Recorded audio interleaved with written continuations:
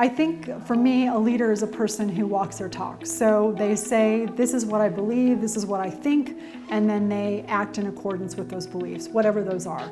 Well, not whatever those are. Beliefs that are good and make a positive difference in their community, in their company, in their family, and in the world.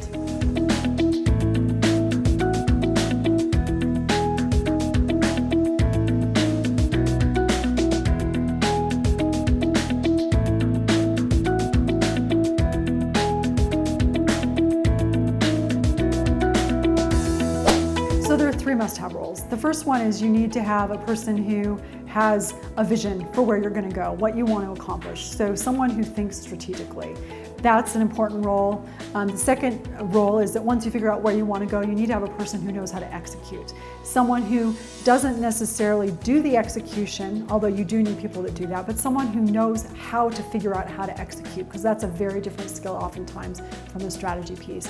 And then third person, or must-have role, I would say, is a person who really pays attention to what people are feeling and what they're thinking, and attending to people not just as automatons to move the strategy forward, but who care about the individuals. So as I look at it, high-growth organizations need high-growth individuals. You need to have a person on your team who, yes, you've got a strategy, yes, you know how you want to execute, but you've got to have a person who's able to say, okay, how are we going to make sure that our people are equipped and calibrated for growth so that they can take us where we want to go as an organization. One of the things I found in my work with Clayton Christensen, so he wrote the book called Innovator's Dilemma, and when I was working with him, I discovered that this theory of disruption isn't just about products and services, it's also about people. And so the first thing that we need to understand is that if you want to manage through change successfully, it's about you figuring out how to manage you successfully. How do you manage through change successfully? So the fundamental unit of disruption is the individual. So what I found is you recognize that for you as an individual, how do you take the right kinds of risks? How do you play to your distinctive strengths? How do you embrace your constraints? How do you battle your sense of entitlement? Recognizing that once you understand that you have to disrupt yourself, then you can put in place the functional mechanism to do that.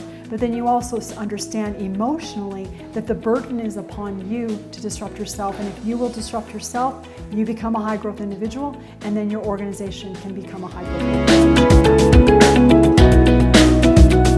Whenever you come at something new, so if you come back to this idea of a learning curve, when you're at the low end of the learning curve, you've got a lot of information, you don't know what to do with it, it's a jumble of pieces. So that's when the change, you're just like, there's a lot going on, I'm not sure quite what to do with this, I've got to piece it together.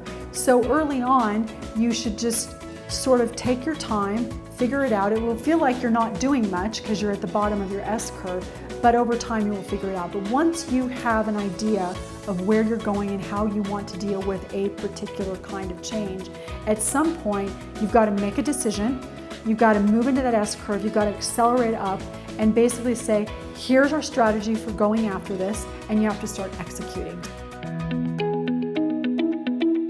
One of the things I think happens when there's a lot of change is people get afraid.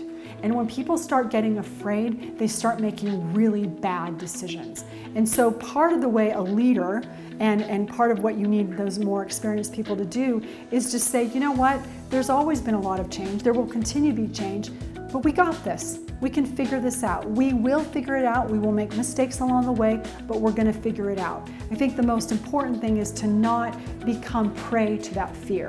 Because in any given moment, you get to choose. Am I going to see the future with optimism, or am I going to see the future with pessimism?